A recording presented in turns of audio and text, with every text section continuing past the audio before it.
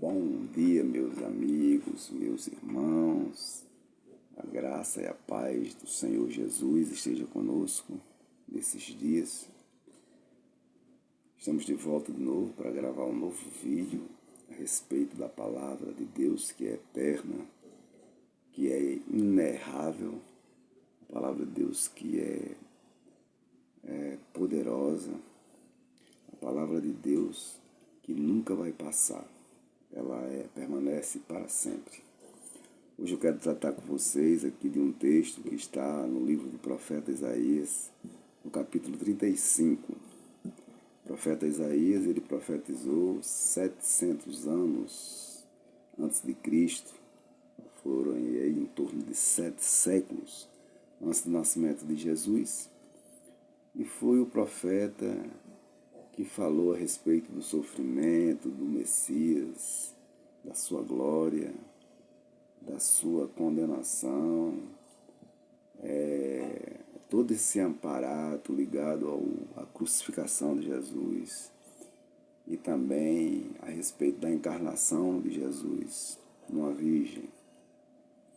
O profeta Isaías teve esse papel importante na história da humanidade, profetizando 700 anos antes do nascimento, algo que ia ocorrer durante a condenação de Jesus, a injustiça que foi causada sobre um homem justo. O profeta já tinha recebido de Deus a revelação de que isso ia acontecer. Capítulo 53 do livro do profeta Isaías vai dizer justamente isso. Quem creu na nossa pregação, né? Ele já estava levantando ali uma dúvida que a humanidade ia ter a respeito do Filho de Deus tomando sobre ele a condenação da humanidade. Como ia ser difícil crer nessa pregação, né? Ninguém deu valor a essa pregação. Muitos não deram valor a essa pregação no tempo do Isaías. E hoje isso ainda se perpetua nessa humanidade que Jesus chama de geração perversa, geração adúltera.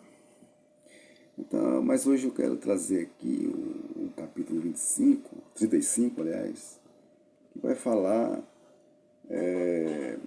dessa grandeza da glória do Messias, do reino que o Messias estabelece com a sua própria encarnação aqui, tornando-se homem e tomando essa natureza humana sobre si para tratar do maior problema humano, que é a natureza caída.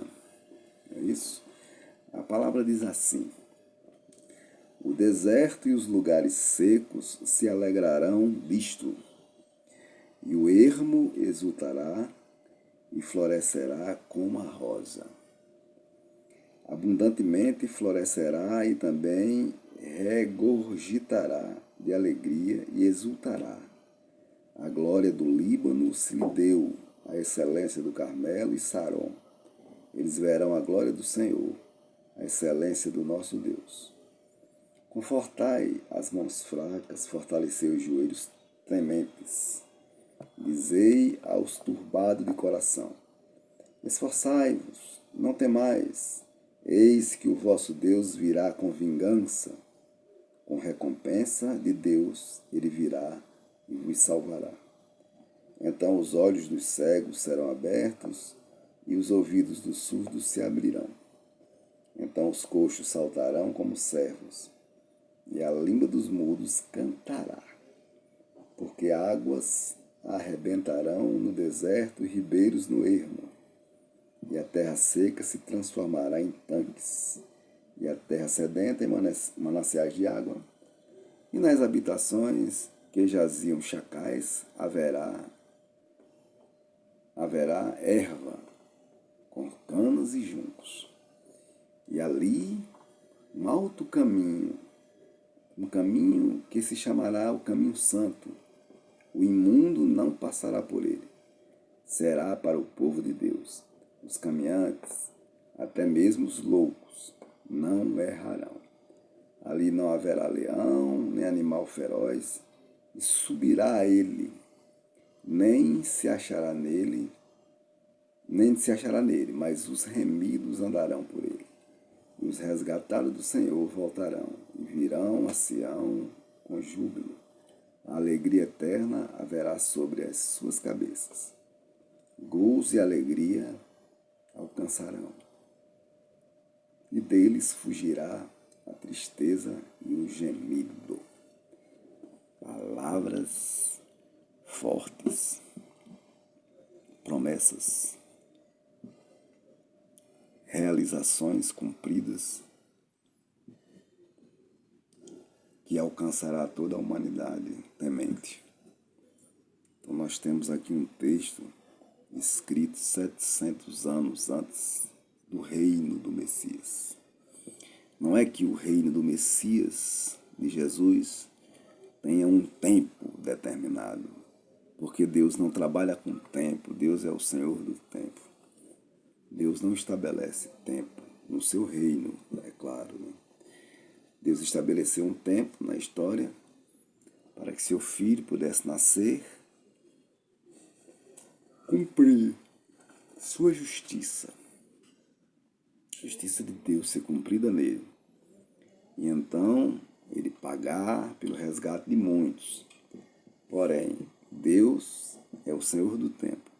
Ele não necessita estar no espaço cronológico que a humanidade está.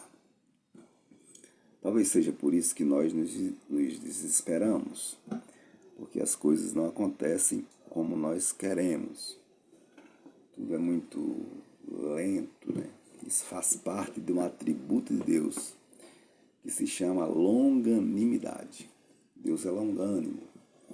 Ele dá o tempo necessário para que o homem possa se arrepender. Amém? Nós temos um texto em mãos aqui que para que a gente possa compreendê-lo é necessário que a gente entenda algumas coisas, né? Por que a Bíblia foi escrita? Por que a Bíblia traz a revelação de Deus? Uma revelação gritante da parte de Deus. Unicamente por um fato. O homem está afastado de Deus, ele precisa conhecer a Deus. Por isso que Deus revelou-se nas Escrituras. Deus se revelou no seu Filho também nas coisas que foram criadas. Mas as Escrituras é o instrumento mais palpável da revelação de Deus, da natureza de Deus, quem Ele é. Então, nós vamos ver aqui no livro de Gênesis que Deus criou tudo perfeito, né? A Bíblia vai nos introduzir esse conjunto de livros e em Gênesis Deus vai nos contar a história da criação e após cada item que Deus foi criando pela palavra, no final da criação a Bíblia vai dizer que Deus viu que era bom. Tudo que Deus criou, Deus viu que era bom. Então nós precisamos entender que essa colocação escrita na Bíblia, que tudo que Deus criou Ele viu que era bom, nós precisamos entender que essa bondade aí refere-se a Deus, não ao homem. Então não é algo que o homem possa compreender, né? Porque a bondade de Deus ela é muito mais extrema e muito maior. Então quando a Bíblia se refere que Deus viu que era bom, tudo era perfeito.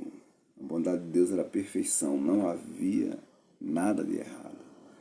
Não havia desequilíbrio na criação de Deus. Na criação de Deus não havia desequilíbrio na criação de Deus. Hoje a gente dá uma olhada cientificamente na criação, nós vamos ver que mesmo Deus estando no controle de todas as coisas, os próprios elementos criados, eles tenderam-se a desequilibrar. Por exemplo, hoje para você produzir numa terra com uma qualidade perfeita, você precisa fazer um equilíbrio de solo. Primeiro você precisa fazer um estudo de solo. E depois de estudar esse solo, você precisa fazer o reequilíbrio dele. Mas por que isso aconteceu se na criação Deus aqui está dizendo que é bom o que ele criou? É porque, na verdade, a criação diz: Deus, tudo que ele criou é bom. Mas no decorrer da criação houve uma interferência, que foi justamente a queda do homem. Então, do capítulo 1 ao capítulo 2 de Gênesis, nós vamos ver a maravilha da criação, todo esse processo criativo, onde Deus vai criando e dizendo, é bom. Mas no capítulo 3 se quebra uma aliança criada. E a partir dali o pecado ele começa a ter domínio sobre os homens. E não somente sobre os homens, porque no capítulo 3, quando Deus vai falar com Adão, ele vai dizer que por causa de Adão, ou seja, por causa do pecado, a terra vai ser amaldiçoada. Então tudo o que nós vivemos hoje, tudo que foi escrito aqui na Bíblia, até Gênesis 2, tudo estava na mais perfeita harmonia. A partir de Gênesis 3, o pecado ele interfere e começa a degradar ou comprometer a terra, ou seja, amaldiçoá-la ou torná-la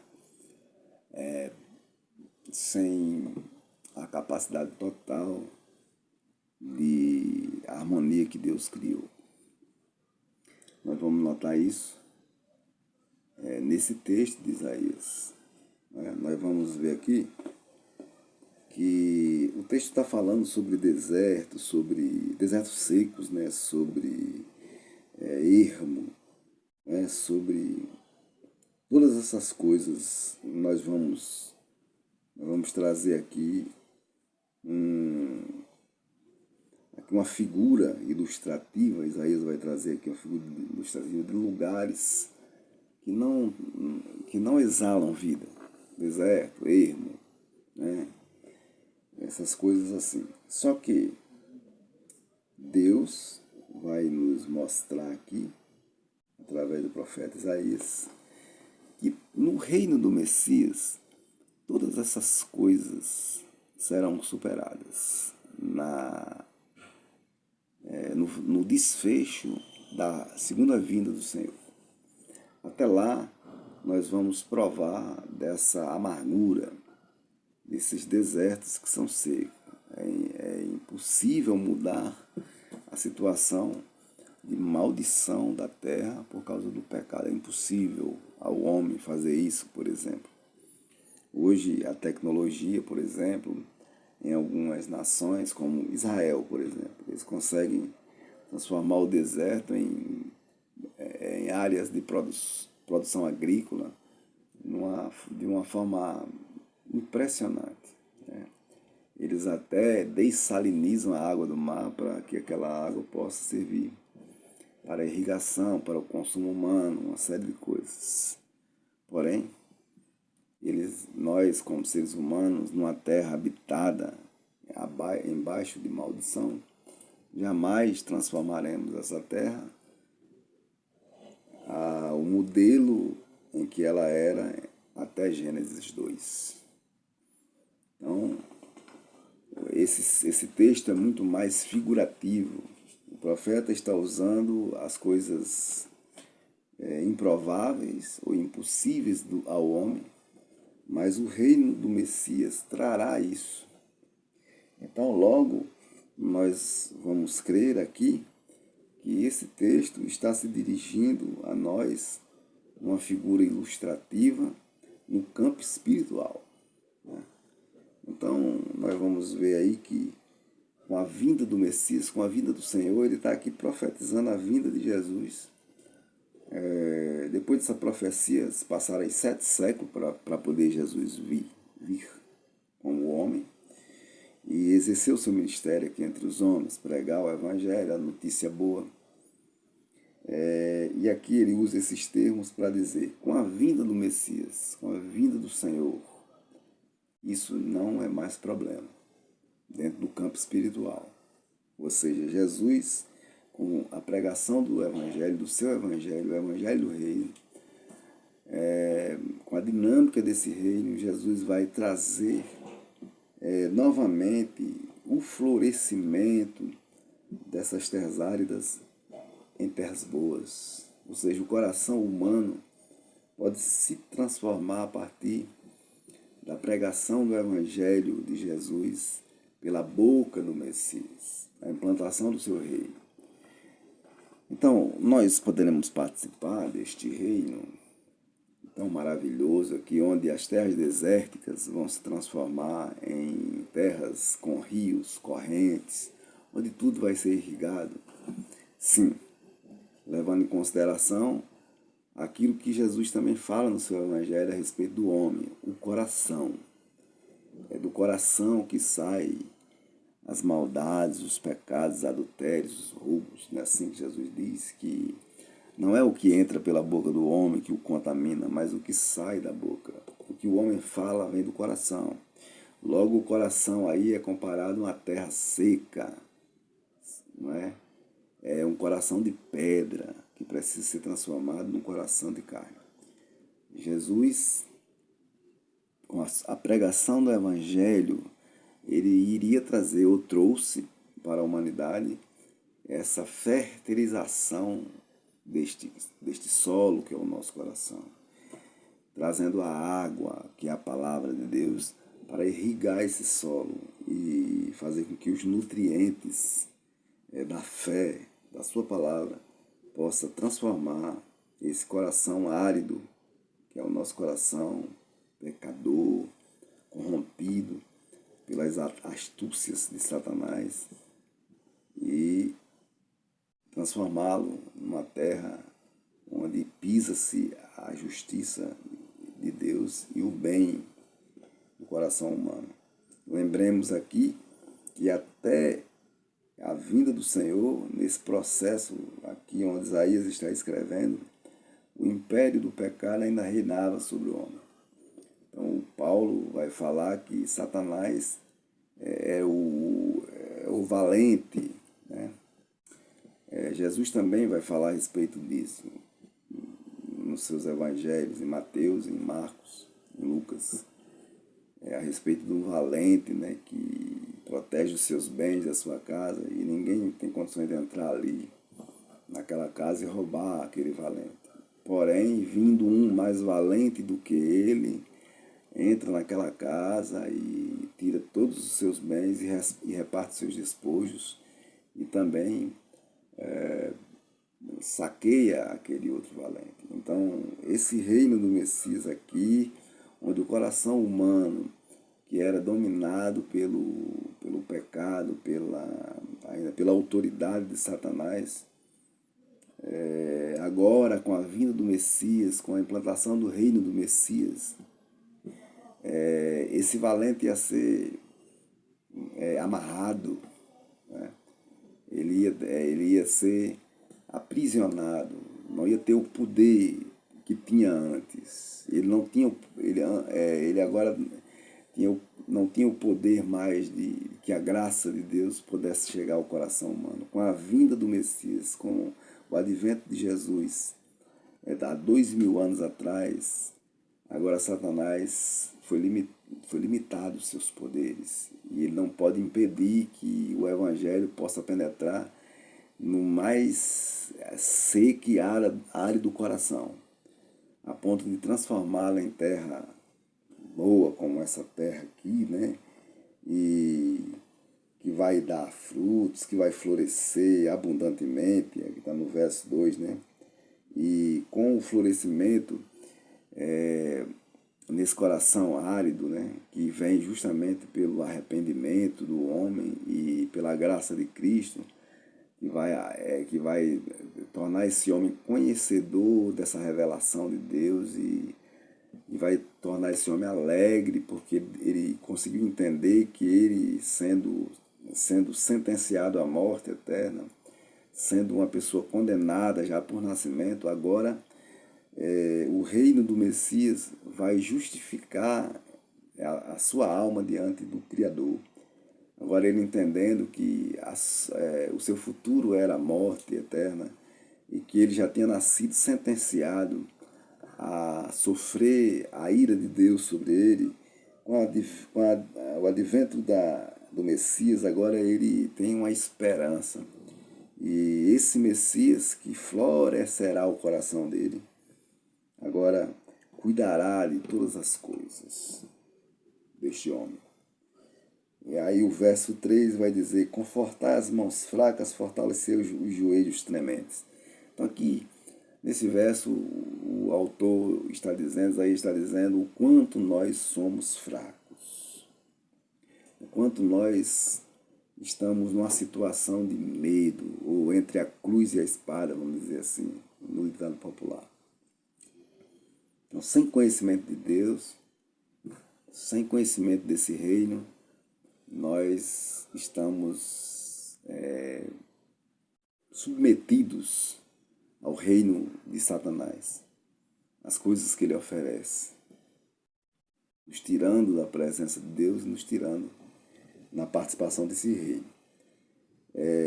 O verso 4 vai dizer: dizei aos turbados de coração, esforçai-vos, não temais, eis que o vosso Deus virá com vingança, com recompensa de Deus, ele virá e vos salvará. Então aqui, esse versículo é muito importante. Todos estavam com o coração turbado, ou seja, perturbado com a decadência da rebelião do homem com Deus. Então, quando o homem se rebelou com Deus, a decadência foi total do homem. E observando a vida humana, nós somos uma decadência. Espiritualmente falando, nós somos uma decadência. Quanto mais nós procuramos andar na linha, dentro dos mandamentos de Deus, mais nós entendemos que nós vamos cair de vez em quando, nós vamos sempre pecar, nós estamos submetidos a esta natureza caída. Então, nós somos turbados de coração, mas Deus está pedindo aqui, através do profeta, que haja um esforço. Esforçar-se aqui não é tentar fazer a vontade de Deus com as minhas próprias forças. Não, esforçar aí é ter alguém que motive esse esforço meu. E esse alguém é Cristo Jesus. Só Ele pode, através das Escrituras, me incentivar a me manter fazendo o que é certo, que a Bíblia peça que eu faça. E não temais, ou seja, agora você não está mais submisso a esse reino satânico, né? O reino de Satanás, o reino que o mundo prega, né? Agora o vosso Deus virá, e virá com vingança. É a primeira parte que fala aqui. Então Deus, ele não retarda a sua ira, né? Ele é um Deus de vingança. Ele vai cumprir a sua palavra, o que ele falou a Adão, né? Falou a Adão: não coma do fruto da árvore do conhecimento do bem e do mal, que no dia que você comer, certamente você morrerá.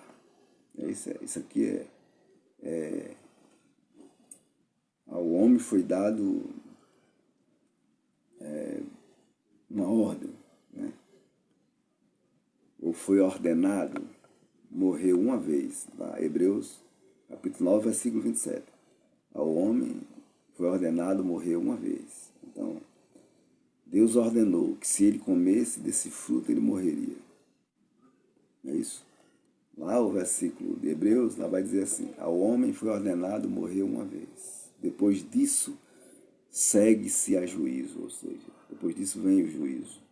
Então esse versículo está falando disso. Deus de vingança virá. Por quê? Porque ao homem foi ordenado morrer uma vez. Foi dada uma ordem: não coma do fruto do bem e do mal. No dia que você comer, certamente você morrerá. E essa ordem foi cumprida e não deixará de ser cumprida. Por isso que Deus vem com vingança. Como recompensa de Deus, aí aqui a segunda parte do versículo vai nos trazer a solução do problema humano, que é justamente a questão do pecado. Então ele vai dizer, em recompensa de Deus, ele virá e vos salvará.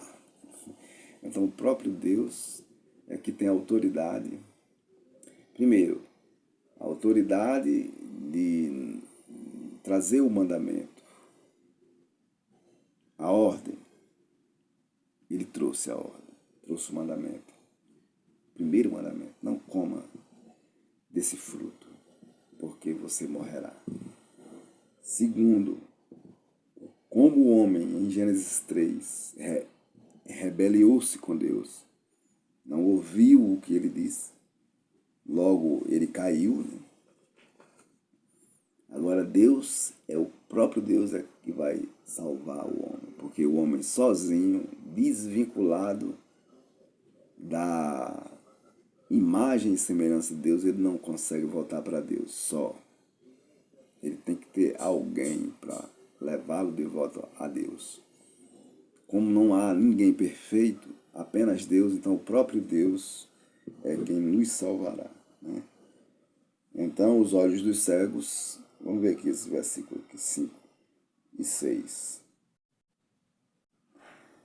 Então os olhos dos cegos serão abertos e os ouvidos dos surdos se abrirão. Então os coxos saltarão como servo e a língua dos mudos cantará, porque águas arrebentarão no deserto e ribeiros no ermo. Vamos lá. Tem duas aplicações aqui para esses textos. Primeiro, que o ministério de Jesus veio mesmo para mostrar a grandeza do seu reino. Então, as curas que Jesus fez, de cegos, de coxos, de mudos, as curas que Jesus fez, os milagres, transformação de água em vinho, transformação de multiplicação de pães e peixes,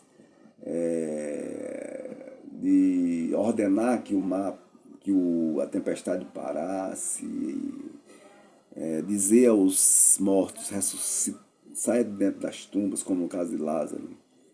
Tudo isso eram sinais de que no reino do Messias, não há doença, não há imperfeição, tudo é perfeito. Jesus não fez isso porque ele nos acha bom. Primeiro, ele usou de misericórdia. Segundo, ele queria mostrar ser filho de Deus e que no reino de Deus essas coisas não vai acontecer. Então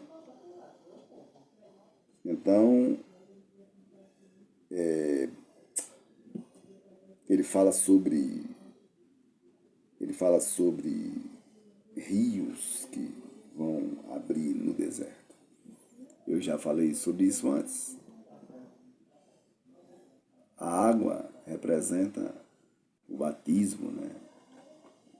A unção de Cristo sobre a vida do homem que crê nele. É aquela água que mata a sede. O próprio Jesus disse que é a água viva. Então o reino de Deus, o reino do Messias, de Cristo, será muito diferente do reino terreno. Esse reino caído, né? É tanto que quando Jesus é questionado por Pilatos no seu julgamento, ele pergunta a Jesus se ele é rei. Ele diz: para isso eu nasci e vim ao mundo. Para isso eu nasci e vim ao mundo. Mas o meu reino não é daqui. outra vez, ele falando a Pedro, ele disse, você acha que se eu quisesse, não pediria ao Pai, ele mandaria legiões de anjos para me defender? Então, o reino de Deus, do Cristo, não tem nada a ver com a terra. Nada a ver com a terra. Jesus apenas disse uma coisa para nós que cremos, para nos confortar. Ele pediu a Deus isso em oração, lá em João 17. Ele diz, eu não peço, Senhor, o Pai, eu não te peço que os tire do mundo, mas os livre do maligno. Livrar do maligno é livrar-nos dessa natureza pecadora que nos tende aí o contrário da vontade de Deus. Não é um livramento de morte, de doenças. Não, nós somos passivos a isso. A qualquer momento nós podemos sofrer um acidente, podemos perder a nossa vida em qualquer coisa, uma doença grave. Jesus está dizendo que nos livre do maligno, ou seja, do pecado, daquilo que nos tende a ir contra a vontade de Deus. Então, fechando, ele vai dizer que nesse reino, versículo 8, haverá um alto caminho, um caminho que se chamará o caminho santo. O imundo não passará por lá. Ou seja, no reino de Cristo, Satanás está banido. E todos os que amaram Satanás, através das suas práticas e das suas crenças, o falso profeta, o anticristo, os demônios que pecaram em corpo de glória, serão lançados no lago de fogo. Por isso que ele não vai passar por lá. O mundo não vai passar por esse caminho, não vai trilhar esse caminho. Esse caminho é Cristo. Eu sou o caminho e a verdade e a vida. Ninguém vai ao Pai senão por mim. Satanás não vai ao Pai mais. Não vai gozar das benéficas desse reino, nem os que amam Satanás. Os que amam Satanás é os que amam o que foi projetado por ele, desde a sua queda, ser contra Deus. Então, toda ideologia, toda sociedade, todo pensamento que é contrário às Escrituras é contra Deus. Logo, não passará por este caminho quem seguir a doutrina de Satanás, que está em cada esquina da nossa terra, em cada ideologia, dentro de instituições que defendem, por exemplo, o aborto, o casamento com pessoas do mesmo sexo, a liberação de drogas, uma série de coisas que é contrária na palavra de Deus. E logo, esse mundo não passará por lá, diz a palavra, mas será para o povo de Deus, os caminhantes, ou seja, o povo de Deus é apenas aqueles que caminham, prosseguem nessa rota da porta estreita. Os caminhantes, o povo de Deus, os caminhantes, aqueles que foram escolhidos, os que foram selados, os que foram separados antes da fundação do mundo. Ninguém errará esse caminho. Aí ele, no versículo 9, ele vai fazer uma comparativa com o desequilíbrio. Ele diz ali, não haverá leão. O que é que o leão faz? Ele devora ao ter fome, né? Então, não terá animal feroz que se degladeie com o homem, né? Ou seja, o caminho é livre, o caminho é Cristo. O caminho nos leva para esse reino.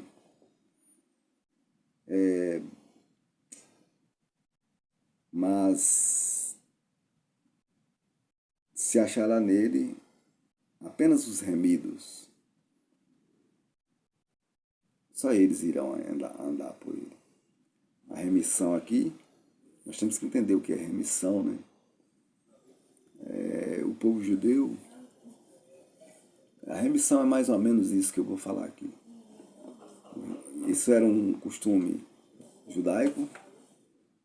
Digamos que você tivesse endividado, tivesse comprado numa mercearia e não pudesse pagar. Então, o seu credor iria lhe cobrar, e você diria, não tenho condições de pagar. Então, você tem que dar um bem seu como garantia. E você, digamos que você tivesse uma terra, aí você ia lá e dava a terra como garantia, até poder pagar. Aí você não conseguia pagar. Você tinha que dar outra coisa como garantia. Aí você dava seus filhos como garantia para ser escravo daquele credor. Você não tinha como sair das mãos do credor. Ninguém podia sair das mãos de Satanás, entendeu? Pela submissão, pelo qual nós somos submetidos pelo pecado, pela desobediência de Adão. Por ele ter quebrado o princípio da lei. Não coma do fruto da árvore do conhecimento do bem e do mal, porque no dia em que você comer, certamente você morrerá. Foi assim que Deus disse. Então, nós estávamos numa situação de que nós estávamos agora escravos dele, né? Devendo tudo. Então, o que é a história da remissão? Um parente seu, pela lei do judeu, poderia comprar a sua dívida, livrar você dessa sentença. E tinha algo pior na história da remissão. A sua dívida era escrita e colocada num local visível, onde todas as pessoas viam e tinham consciência de que você estava devendo e que você estava penhorado ali. Então o seu parente ia lá, comprava a sua dívida e você passava a ser livre. Então pronto. Nós somos os remidos de Deus. Eu espero que eu seja, vocês também sejam. Remidos. O nosso remidor, o nosso parente, Jesus, o Filho de Deus, que nos torna também filhos de Deus pela sua cruz, pela graça que há na cruz. Pagou a nossa dívida. Então, quem entrará nesse caminho? Os remidos, né, que ele diz. Os remidos andarão por esse caminho. E os resgatados do Senhor voltarão e virão a Sião com júbilo e alegria eterna. Haverá sobre as suas cabeças. Gozo de alegria alcançarão, e deles fugirá a tristeza e o gemido. Então, esse último versículo aqui já fala da glória do reino. Da implantação do reino de Deus, agora fora, sem a participação do pecado. O inimigo que se chama o pecado agora foi vencido, não terá mais poder nem domínio sobre os nossos corpos, porque nós teremos aí, com a segunda vinda do Senhor, corpos incorruptíveis. Com a segunda vinda do Senhor, aquele que está em Cristo, os que morreram em Cristo ressuscitarão primeiro, diz o apóstolo Paulo lá em Tessalonicenses. E depois nós que estamos vivos seremos arrebatados, transformados, num abrir e fechar de olhos, diante do tribunal de Cristo. Então, aí esse último versículo já fala que lá nesse reino não terá tristeza nem gemido, só gozo e alegria. Haverá júbilo, alegria, festa.